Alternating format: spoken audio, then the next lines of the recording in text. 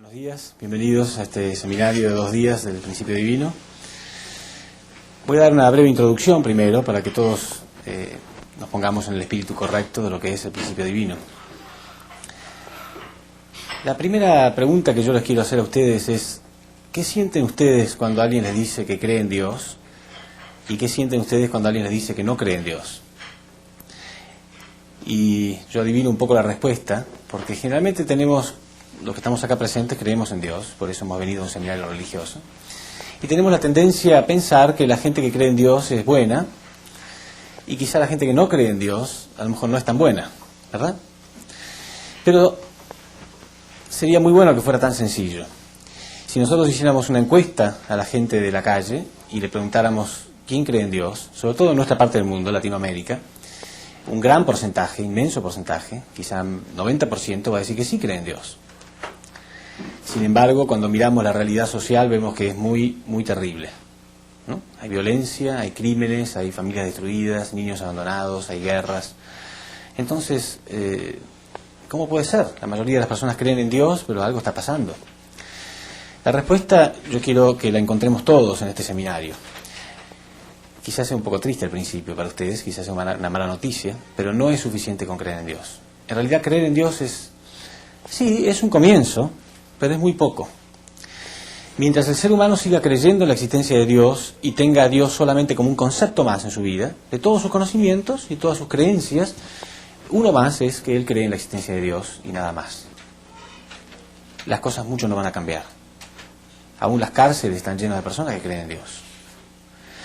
Pero en cuanto nosotros empecemos a tener una relación con Dios, que Dios deje de ser un simple concepto en nuestra vida y pase a ser una realidad cotidiana, 24 horas al día, una relación con Dios más profunda que lo que yo tengo con cualquier otro ser existente.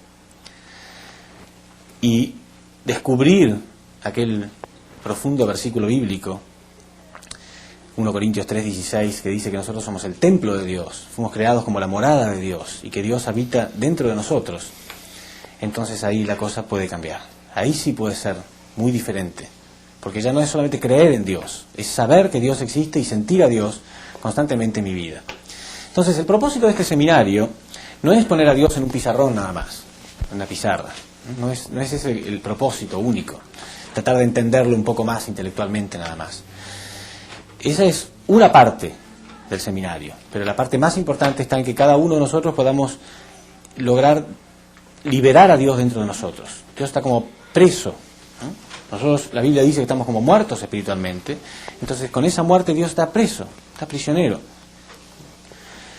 Entonces el propósito mío, yo voy a intentar, y espero que ustedes lo intenten junto conmigo, es llegar a sentir a Dios, ¿eh? Que Dios se vuelva a partir de hoy, a partir de este seminario, a partir de algún momento en mi vida, y seguramente alguno de ustedes por supuesto ya ha tenido esta experiencia, es que a partir de ese momento Dios se vuelva una realidad en mi vida, no solamente un concepto. Para esto es necesario entender a Dios. Siempre se nos ha enseñado que Dios es todopoderoso, que Dios está en el cielo. Y los principios de unificación, el principio divino, nos enseña algo más que eso todavía. Mientras nosotros sigamos teniendo el concepto solamente de que Dios es un Dios todopoderoso, sentado en su trono, allí en el cielo, es muy normal pensar, bueno, es bien diferente entonces la situación de Dios a mi situación. Yo soy un pobre ser humano, no todopoderoso, con muchos defectos, aquí en la tierra, con muchos problemas.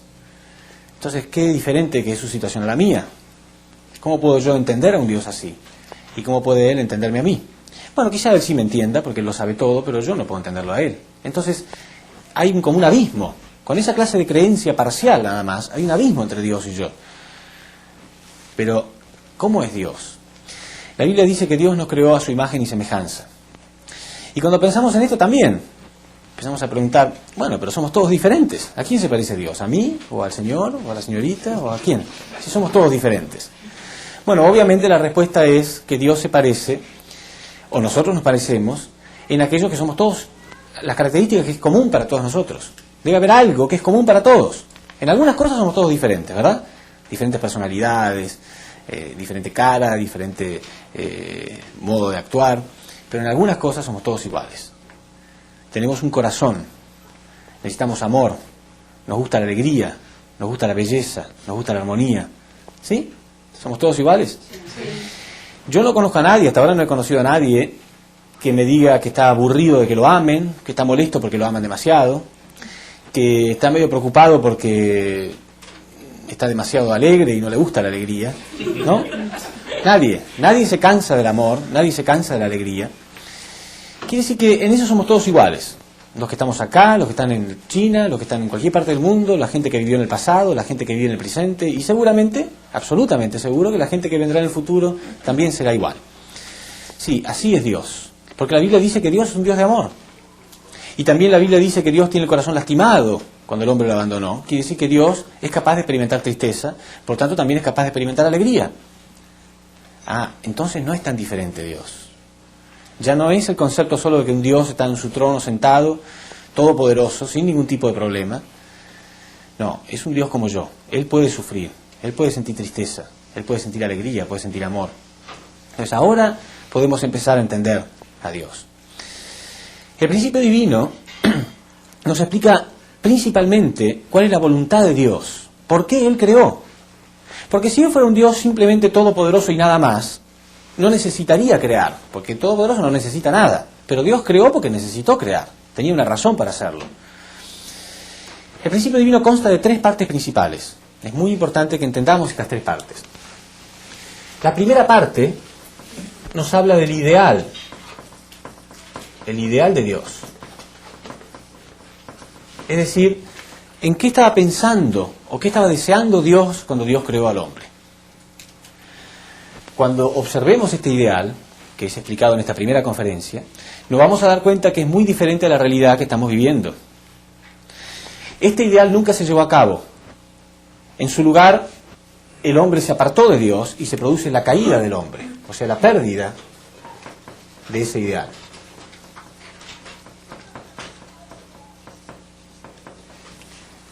El ideal, la pérdida de ese ideal, la caída. Todas las religiones principales de la historia humana aceptan que se produjo una caída del ser humano. ¿Qué significa caer? Caer significa, cuando algo cae, significa que pasa de una posición superior a una inferior, ¿verdad? Quiere decir que el hombre está en una posición inferior espiritualmente a la que debería estar. Muchas veces nos hemos sentido personas normales, ¿no es cierto? Sí. El ser humano marca su propio nivel. Dice, bueno, como la mayoría está por acá, digamos, dentro de este nivel, entonces todo el que está por debajo de ese nivel está enfermo. Un delincuente, un criminal, un enfermo mental. Pero yo no, yo estoy por encima, estoy por acá más o menos, dentro de este nivel. Y nos sentimos normales, ¿verdad? Pero ese concepto lo pone el hombre. Para los ojos de Dios, todo ser humano cayó. Aún el mejor de los mejores está en un nivel inferior al que realmente debería estar. El hombre cayó, está en un nivel inferior espiritualmente al que en realidad debería estar. Por eso no hay hombre que pueda decir, dice la Biblia, no hay hombre que sea realmente bueno. No hay nadie quien sea perfecto. Entonces, debemos entender qué fue lo que produjo la caída del hombre. Eso lo vamos a ver en la segunda parte, en la segunda conferencia. Pero Dios es un Dios de amor. ¿Puede un padre de amor dejar a sus hijos caídos en una situación miserable? No. Dios comenzó a trabajar para restaurar al hombre. Desde el momento mismo que el hombre cayó, Dios comenzó su providencia de la restauración. Durante miles de años, Dios trabajó para elevar al hombre a la posición original que nunca debería haber perdido. Esto es el curso a través de la historia. Quiere decir entonces que a medida que la historia va pasando, Dios va intentando elevar al hombre más y más, hasta que algún día el hombre va a recuperar este ideal que nunca debería haber perdido. Acá podemos poner restauración del ideal. Restauración del ideal. Entonces, el principio divino consta de 3 partes. El ideal, la pérdida del ideal y el proceso de la restauración de ese ideal. Las 3 partes son absolutamente importantes. Las conferencias pueden ser varias. Para dividir esto, a veces hablamos de distintas conferencias, con distintos nombres, pero todas ellas, cualquier conferencia del principio divino, está referido a alguno de estos 3 puntos. ¿Por qué son tan importantes estos 3 puntos? Porque la palabra religión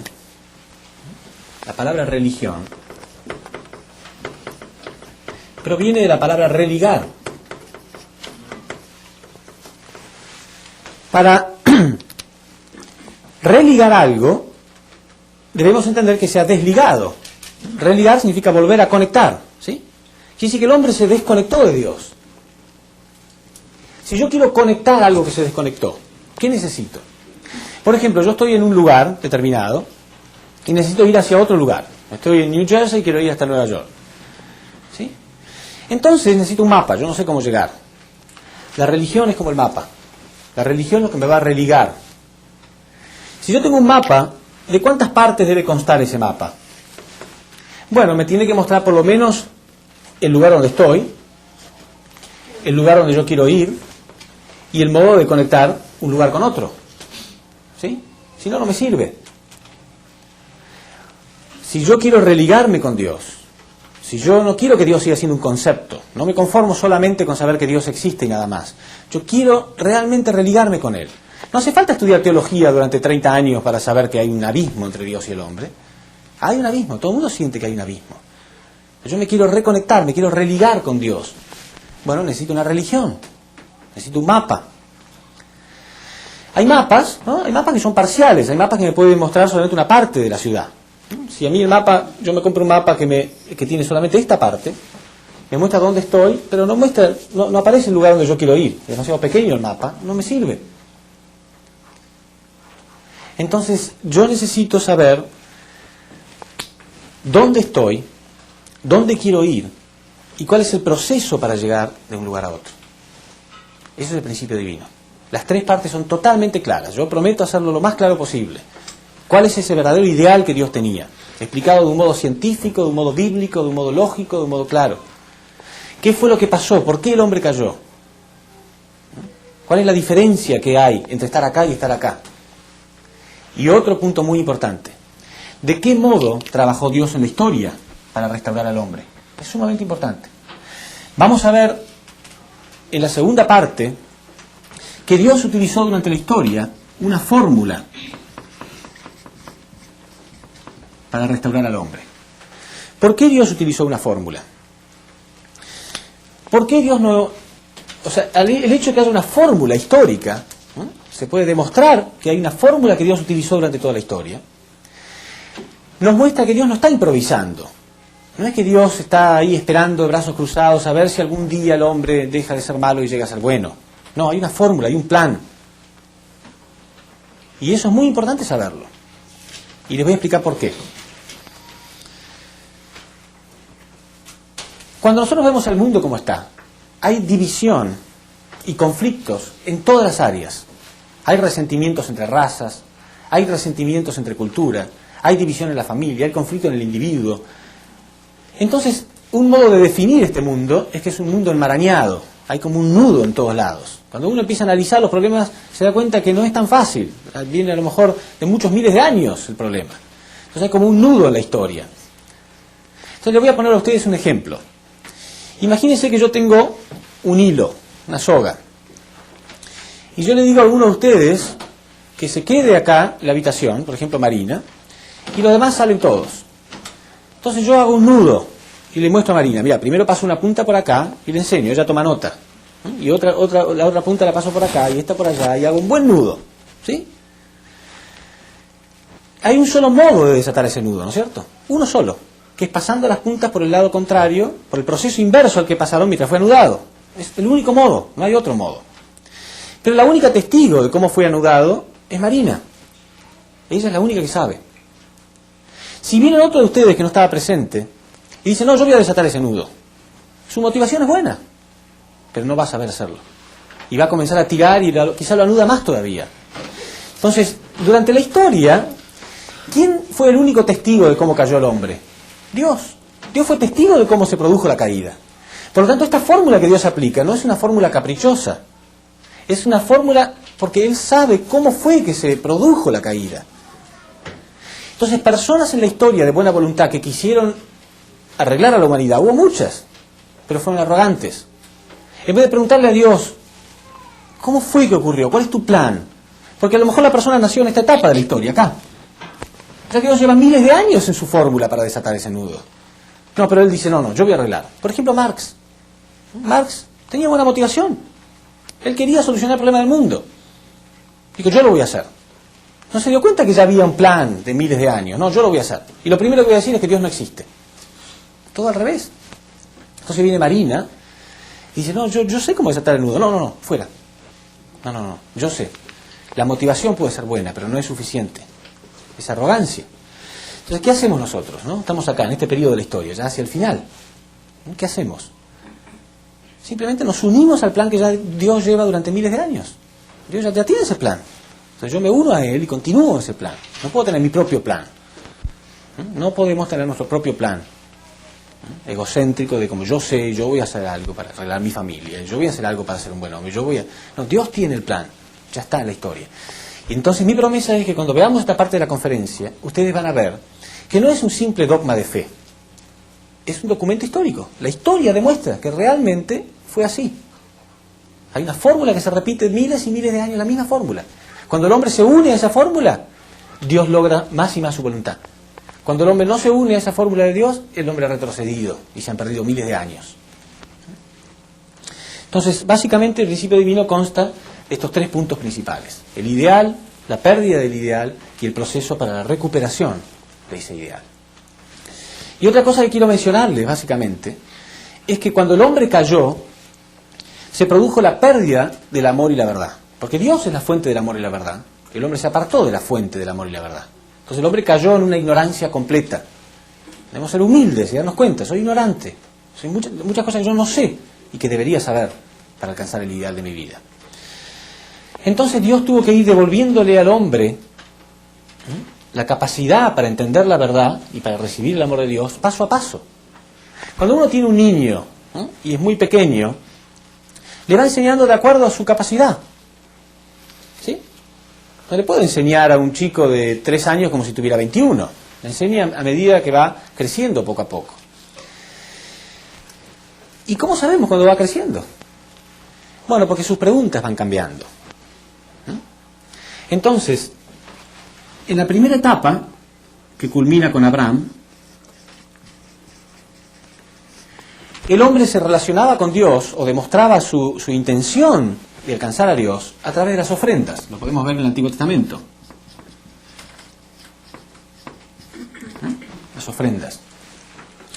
Era el único modo. Él sacrificaba animales y lo ofrecía a Dios para, de algún modo, demostrar y hacer algún fundamento que Dios pudiera aceptar, para demostrar de algún modo su arrepentimiento de la caída y querer de algún modo recuperar su posición original. Era un modo muy primitivo, pero ese era el nivel que el hombre tenía. Era como un niño de 2 años. Un niño de 2 años muy pequeño para poder entender leyes y principios universales.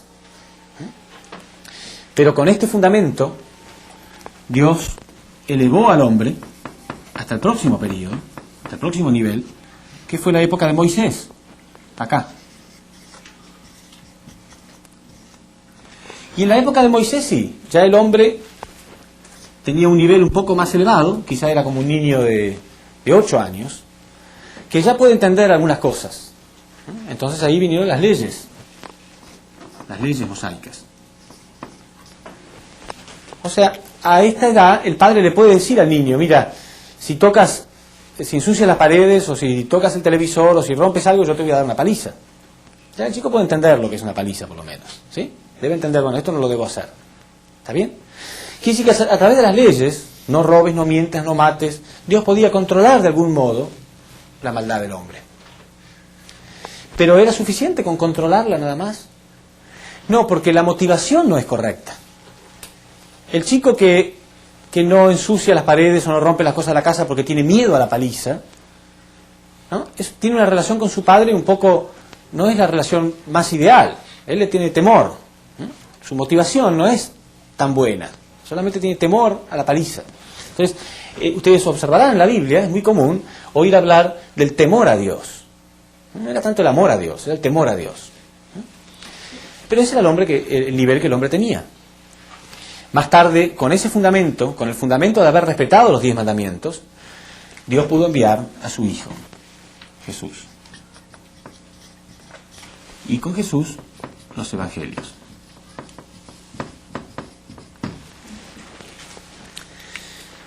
¿Y son superiores los evangelios a las leyes mosaicas? Sí, absolutamente.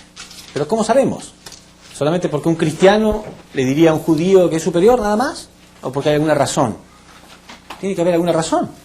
Sí, muy sencilla la razón. Jesús sintetizó los 10 mandamientos en 2 mandamientos. Dijo, lo más importante es amar a Dios por sobre todas las cosas y amar al prójimo como a uno mismo. Si yo amo a Dios por sobre todas las cosas y como consecuencia de ese amor a Dios yo amo al prójimo, ¿lo voy a matar? Si yo lo amo realmente, ¿lo voy a matar?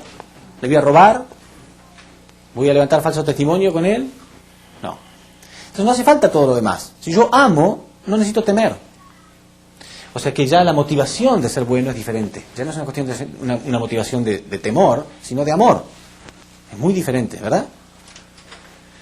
Pero aun cuando personas viven en este nivel, en esta época, pueden estar en este nivel. No significa que toda la gente que vivía en esta época tenía este nivel. ¿Y qué nivel tenemos ahora? Puede haber gente que esté viviendo en este nivel, o en este, o en este. Entonces, sí, la motivación acá era totalmente diferente, era una motivación de amor. Y hoy en día podemos ya medirnos, ¿no? Medir qué nivel espiritual yo tengo. Por ejemplo, hay gente que no comete crímenes porque tiene miedo que lo metan preso.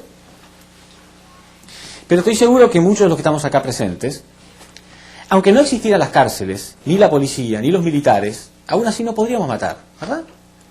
Porque no podríamos vivir con nosotros mismos si hubiéramos cometido semejante pecado. O sea, no es una cuestión de temor. Nosotros amamos al prójimo, no podemos matarlo. ¿Se entiende? Entonces, no solamente por sus obras se muestra el nivel de una persona, sino por la motivación detrás de sus obras. ¿Es una motivación de temor o es una motivación de amor? En la motivación de temor, porque uno puede decir, bueno, pero después de todo es lo mismo, porque en ninguno de los dos casos hay crímenes. Sí, pero en este caso el hombre necesita constante vigilancia. Porque entonces, mientras no lo miren, él hace mal, porque nadie lo va a castigar. Pero en este caso, aunque nadie lo mire, él no puede hacer daño. Es muy superior, ¿verdad?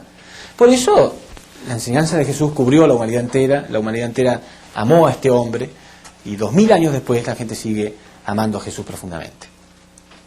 Pero la tendencia es pensar siempre que tal punto ya es suficiente. En la época de Abraham la gente pensaba, bueno, ya está, suficiente. No era suficiente. En la época de Moisés la gente piensa, ya es suficiente, y no era suficiente. En la época de Jesús, ¿no? Muchos cristianos piensan, bueno, ya está. Pero no, Jesús mismo dijo que no está, no es suficiente. Podemos leer primero que Jesús habló del Señor de la segunda llegada. Él prometió que Cristo iba a volver. Y en algunos versículos bíblicos, Él dice claramente que no es suficiente. En Juan 16:12 a 25, podemos leer cosas muy interesantes. Acá Jesús dice, yo tengo mucho que enseñarles, pero ustedes no lo entenderían. Tengo mucho que enseñarles, pero ustedes no lo entenderían. Pero cuando venga Él, el Espíritu de la verdad, los va a guiar hacia la verdad completa. O sea, no es suficiente.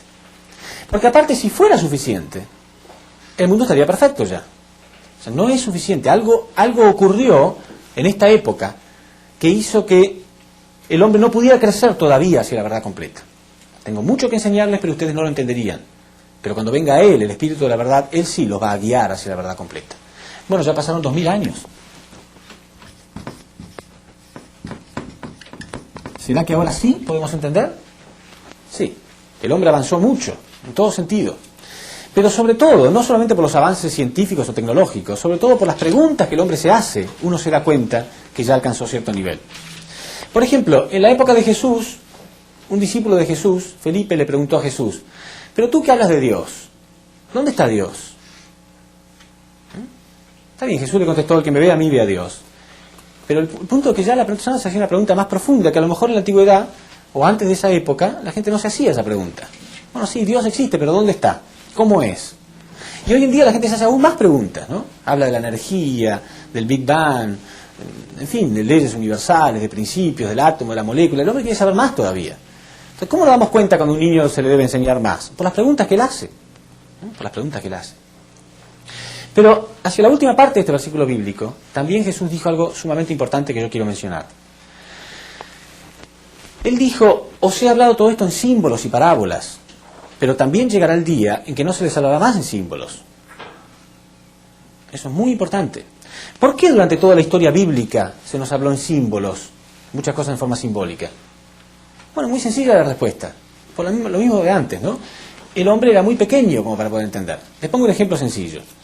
Imagínense que a los 3 años nuestro hijo nos pregunta, papá o mamá, ¿cómo nacen los bebés?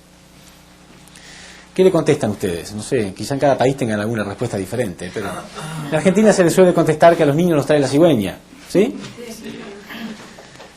Bueno, el chico se queda conforme, trae la cigüeña, está bien. Cuando el chico cumple 7 años u 8 años, nos puede hacer de nuevo la misma pregunta. Ya sería como esta época, ¿no? Papá, mamá, ¿cómo nacen los bebés? Si uno le vuelve a contestar, lo trae la cigüeña, va a decir, entonces mamá, ¿por qué tiene la pancita hinchada? Y el chico se da cuenta de otras cosas. Entonces el padre dice, no, está bien, tengo que contestar un poquito más amplia la pregunta, la respuesta, ¿sí? Entonces dice, bueno, lo que pasa es que papá pone una semillita dentro de mamá, y esa semillita crece y se hace un repollo, y ahí dentro del repollo nacen los bebés, ¿sí? Sigue siendo simbólico, ¿no es cierto? Pero hay algo más real, o sea, ya está la intervención de papá, ya puede justificar por qué la mamá, ¿no?, se va hinchando poco a poco, está bien. Pero si ese chico cumple 21 años y está en la universidad y sigue diciendo que a los nenes los trae la cigüeña, ¿no se le van a reír sus amigos? Sin embargo, habría un punto en ese chico que sería admirable. Porque uno le pregunta, ¿pero por qué decís que lo trae la cigüeña? Si vos viste películas, viste parejas, matrimonios, ¿por qué decís eso? Sí, no, pero yo lo digo porque mi papá me lo enseñó. Sí, pero te lo enseñó cuando tenías 3 años. Es diferente ahora. Entonces, sin embargo, ese chico, hay algo que es admirable en él. No es muy astuto, no es muy inteligente, pero tiene fe en lo que dijo su padre, 100%. ¿Sí? Bueno, lamentablemente con muchas personas hoy ocurre lo mismo. En cuestiones religiosas hablando, ¿no es cierto? Por ejemplo, piensan que el hombre cayó porque una serpiente que hablaba tentó a Eva a comer de un fruto. No, pero eso es simbólico. No, la Biblia dice así. Sí, pero la Biblia dice hace miles de años, cuando el hombre era muy primitivo todavía. Ahora el hombre puede entender, por eso Jesús dijo, os he hablado en símbolos y parábolas, pero va a llegar el día en que se les van a explicar esos símbolos.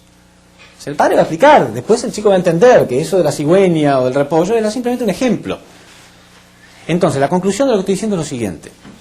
Si en la Biblia no separamos lo que es simbólico de lo que es literal, va a haber mucha confusión.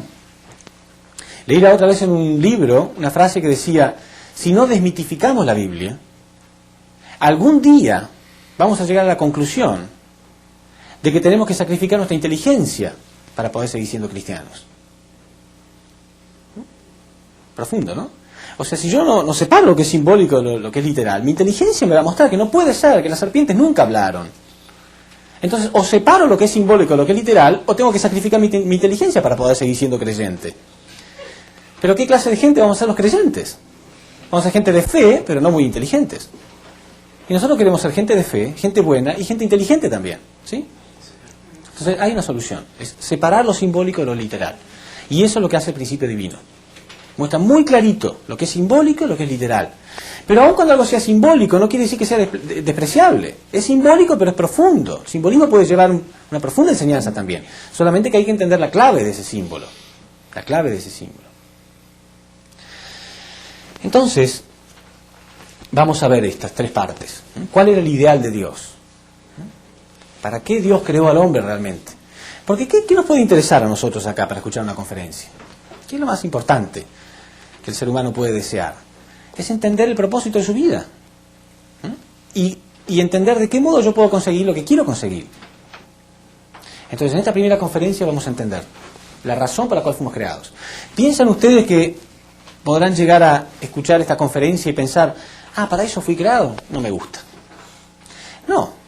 Obviamente Dios creó al hombre para alcanzar un destino determinado y le puso a ese hombre ciertos deseos que van totalmente de acuerdo con ese ideal por el cual fue creado. Nadie puede escuchar ese ideal y decir, no me gusta, no quiero, voy a reclamarle a Dios, yo quiero otro ideal. No, yo les prometo que cuando ustedes sientan ese ideal, decir, sí, es verdad, yo sé que existo para eso, yo sé que eso es lo que quiero en mi vida. Pero no será suficiente con saber cuál es ese ideal, sino el modo de conseguirlo. Hay leyes y principios universales. La Biblia dice que cuando Dios creó al hombre, Dios le dio 3 bendiciones. Le dijo: creced, multiplicaos y finalmente dominad.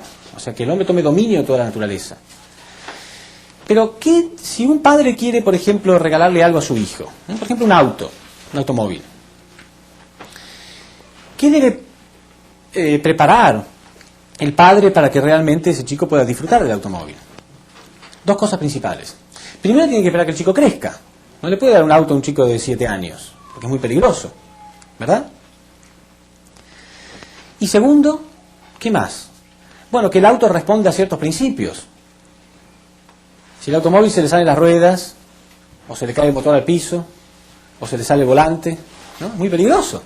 El chico nunca va a poder utilizar ese automóvil como un instrumento para su alegría. Entonces la Biblia dice que Dios nos dio la naturaleza, la creación, para dominarla. Es un regalo para nosotros. ¿Qué estaba esperando Dios? Bueno, primero que el hombre crezca. El hombre tiene que ser maduro, tiene que crecer hacia la perfección espiritual para poder tomar un buen dominio de la naturaleza. Y segundo, la naturaleza obviamente debe responder a leyes y principios. Hay ciertas leyes en el universo, tanto espirituales como físicas, que deben ser respetadas por nosotros.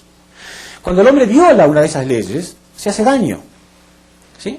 Si yo voy manejando el automóvil y cuando tengo que frenar, en vez de frenar acelero, estoy violando un principio y puede ser peligroso. Y puedo yo decir, ¿no? Entonces yo voy frente a mi padre, que me regaló el automóvil, ¿no? Todo herido y lastimado por el choque que tuve. Le digo: ¿viste? ¿Por qué? Culpa tuya. ¿Por qué me regalaste el automóvil? ¿No? ¿Es justo decir eso? No, porque él va a decir: pero no, yo te lo regalé para tu propio bien, pero tú no respetaste sus principios. Entonces muchas veces la vida se vuelve dolorosa, ¿no? Mucha gente sufre en la vida. Podemos ir y decirle a Dios: bueno, pero al final, ¿para qué me creaste? No, pero yo creé la vida para la alegría, el amor, la belleza. Pero hay ciertos principios que deberían ser utilizados y respetados. Entonces lo que vamos a ver en esta primera conferencia es cuáles son esos principios. Cuáles son esas leyes y principios que nos van a decir muy fácilmente. Es como antes de manejar, yo debo saber cuáles son los principios. Después me subo y yo voy hacia donde yo quiero. Yo utilizo el vehículo para dirigirme hacia donde a mí se me antoja. Quiere decir que yo puedo dirigir mi vida hacia donde yo quiero. Esa es la buena noticia. Cualquier ser humano puede dirigir su vida hacia donde quiere, la máxima felicidad que pueda tener. Pero para no lastimarse en la vida ni lastimar a otros, debe conocer ciertos principios. Es sencillo. Lo que hemos hecho hasta ahora es subirnos al carro, al auto, y andar por ahí como locos sin saber manejar. Y encima después chocamos y le echamos la culpa a Dios. Bueno, Dios, ¿para qué me hizo así tan infeliz? Y Dios entonces al final no me quiere, o Él es muy insensible. No, nada que ver con Dios. Somos nosotros que no hemos respetado sus principios.